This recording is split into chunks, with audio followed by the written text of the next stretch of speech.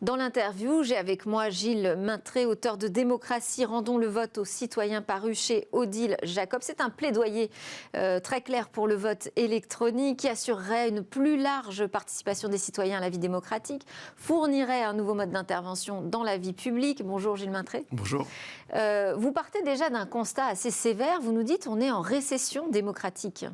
Oui, on est en récession démocratique. D'ailleurs, on le voit par plusieurs facteurs. On le voit par l'augmentation de l'abstention élection après élection. Et cette élection présidentielle en a été un nouvel exemple.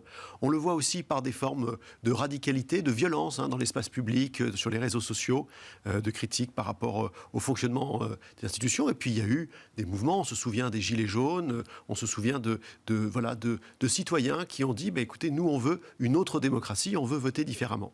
Alors, par rapport à ça, il va falloir réagir. En fait, c'est le système lui-même qui est questionné. Cette idée qu'on vote une fois tous les 5 ans pour élire un président ou une présidente et qui ensuite va appliquer son programme sur lequel il aura été élu.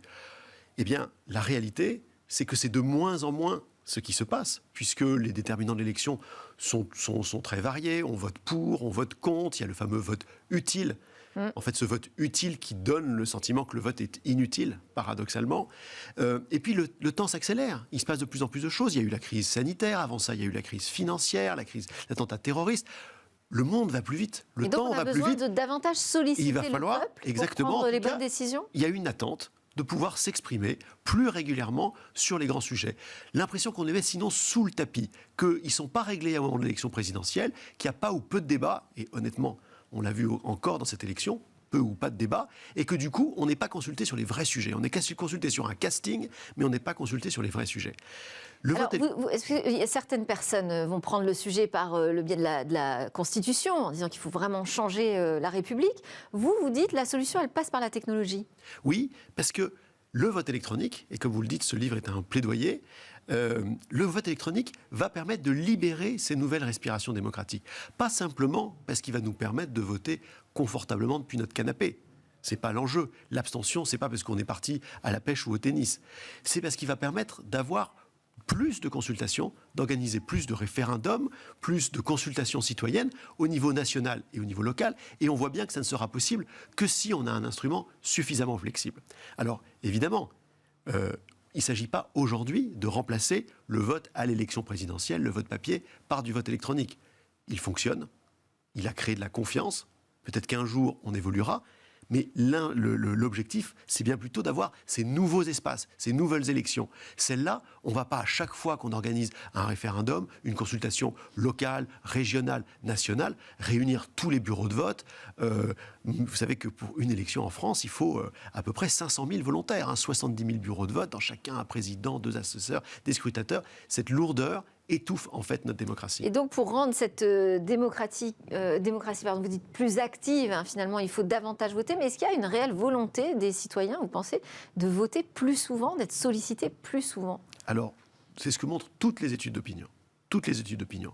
Vous avez aujourd'hui 2 Français sur 3 qui pensent qu'il faut consulter les citoyens sur les grandes orientations du pays. Lorsque les Gilets jaunes étaient dans la rue... Donc il n'y a pas de fatigue vis-à-vis du geste démocratique d'aller voter? Vous ne percevez pas cela? Non, il y a une fatigue par rapport à nos échéances électorales, disons, traditionnelles. Puisqu'on a perdu le lien, en fait, entre l'élection et la décision publique. On a l'impression que le vote est inutile, on va élire quelqu'un et puis finalement, il va se passer autre chose. On n'a pas ce lien direct entre le sujet du vote et la décision qui est derrière. C'est celui-là qu'il faut retrouver. Alors, vous avez officié au sein de plusieurs cabinets ministériels, Thierry Breton, Jean-Louis Borloo, François Baroin. Vous avez été également conseiller diplomatique, vous connaissez les arcanes politiques, vous avez des relations dans ce domaine. Qu'en disent justement vos pairs, qu'en disent les politiques? Ils voient bien qu'il y a cette récession, effectivement, démocratique. Pour autant, vous écrivez clairement noir sur blanc. En fait, si le vote électronique n'est pas adopté, ce n'est pas pour des problèmes techniques, c'est parce qu'il n'y a pas de volonté politique. Oui. Alors, la première raison, c'est avant, puisqu'on on accuse toujours les politiques de beaucoup de mots, mais souvent, ils sont le reflet des électeurs. Il faut bien comprendre que s'il y a une réticence sur le vote électronique, c'est qu'il y a un enjeu de confiance. La confiance, c'est un sujet évidemment central, l'élection, le vote dans nos démocraties.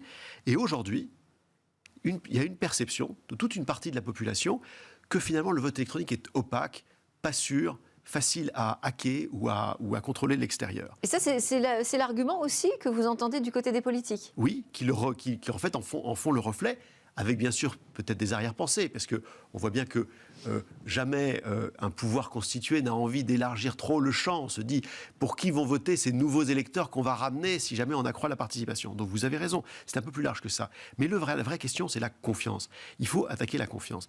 Or, les techniques, les technologies ont beaucoup évolué ces dernières années, notamment à travers la blockchain, à travers des techniques de cryptographie, qui permettent aujourd'hui d'avoir vraiment une vérification du vote. C'est-à-dire que vous avez une urne électronique dans laquelle vous pouvez vérifier votre bulletin, vous, sans que personne d'autre puisse le faire, en étant sûr qu'il est à la bonne valeur, qui marque bien le bon candidat pour qui vous avez voté. Vous pouvez refaire le décompte de l'élection. Donc on n'est plus du tout dans un système de boîte noire où vous appuyez sur un bouton, vous attendez, et puis l'organisateur vous donne le résultat comme par magie. Maintenant, vous pouvez vous-même vérifier le vote. C'est ça qui va créer la confiance. Vous parlez de choses concrètes que vous expérimentez vous-même, hein, puisque vous êtes à l'origine cofondateur et président d'Electis, qui est une association qui prône évidemment l'adoption du vote électronique. Et vous constituez vous-même des outils open source, qui sont fondés sur le logiciel libre, mais qui permettent de développer ces solutions de vote électronique sécurisées sur la blockchain.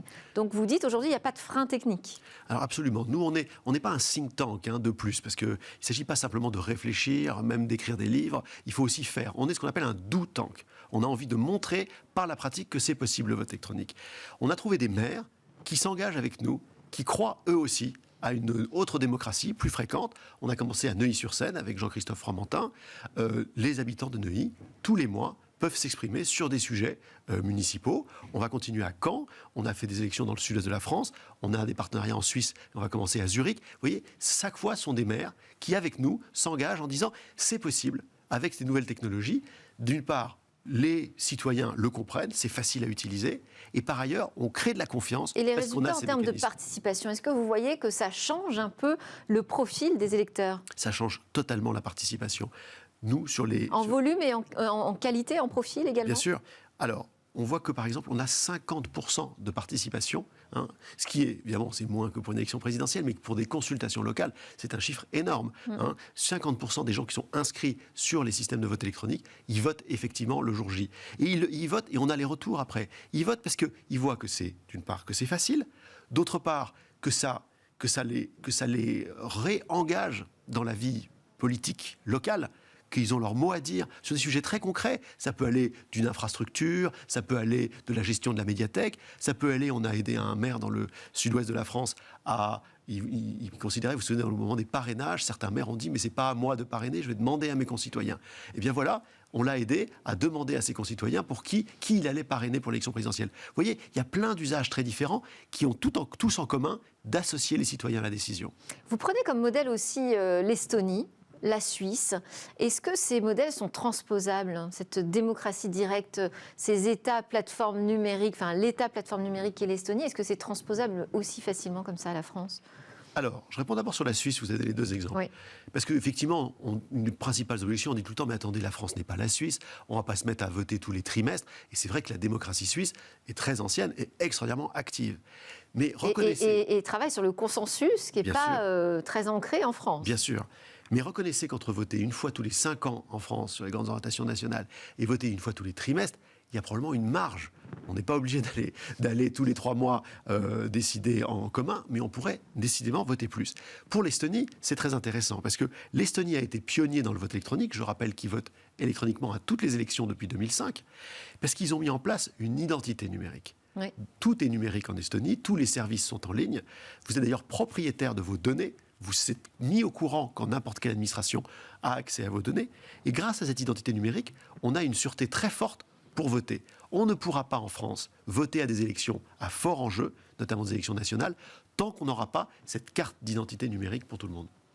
Alors, quand on parle de vote électronique, vous faites d'ailleurs la distinction, vous dites d'aller du vote électronique, il faut vraiment aller vers le vote technologique, c'est-à-dire le vote à distance. Absolument, absolument, oui. Et on aurait dû préciser depuis le début, nous on est engagés, et je pense que toute cette discussion, c'est pas simplement les machines de vote dans les bureaux, Ça ne va pas changer la participation. Une fois de plus, il faut qu'on ait un instrument suffisamment flexible pour avoir plus de respiration démocratique. Ça, c'est le vote à distance, par Internet. Ce vote technologique, c'est là où il crée quelques obstacles, parce que alors vous citez 3 obstacles, mais notamment la confiance dans la liberté d'exprimer son choix personnel quand on est chez soi, entouré, au travail, par exemple. Bien sûr.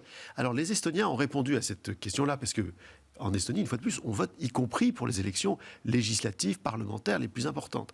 Et tout de suite, il y a eu des critiques en disant « Mais attendez, si on est chez soi, qu'est-ce qui se passe si on a l'influence de la famille ou à son travail, de son employeur ?» Et les Estoniens permettent de revoter. En fait, on peut changer son vote jusqu'au dernier moment. Vous voyez bien que si on peut changer son vote, évidemment, ce qu'on appelle la coercition est beaucoup moins forte. Qu'est-ce que vous allez vendre comme vote? Qu'est-ce que vous allez donner comme garantie que vous ne changerez pas votre vote? Donc voilà un exemple en fait de critique qu'on entend toujours, sur lequel en fait il y a des réponses pratiques. Et c'est le cas de la plupart des critiques qu'on entend sur le vote électronique. En fait, le débat, je trouve, est très pauvre sur le sujet, parce qu'on entend toujours les mêmes rengaines, et il est temps de se mettre autour d'une table, de regarder un par un ces obstacles, et il y en a certains, et qu'on trouve les moyens de les résoudre. Et vous dites qu'il faut expérimenter, que la démocratie, c'est de l'expérimentation, c'est une expérience au quotidien. Donc ces expériences, on a des modèles, on a aussi, vous dites, des premiers e-partis, des partis politiques qui commencent à s'engager sur cette voie-là. Ça veut dire qu'on aura une classe politique qui sera bientôt dépassée, ça fait partie des risques aussi, s'il n'y a pas d'adoption plus rapide de ces technologies. Mais on le voit déjà même en France. Regardez l'exemple de la primaire populaire. Indépendamment de tout jugement sur son efficacité politique, son rôle dans la campagne, etc. Vous avez des gens qui n'appartiennent à aucun parti, qui ont décidé de manière associative de consulter électroniquement des citoyens, et ils ont fait plus en participation que tous les partis traditionnels. Donc vous voyez bien que, de toute façon, avec ces instruments électroniques, il va y avoir des communautés, des groupes, des associations, des partis, des mouvements transfrontaliers, des jeunesses pour le climat, qui vont utiliser ces instruments, qui vont commencer à voter, qui vont montrer que c'est sûr et qui vont légitimer leur action.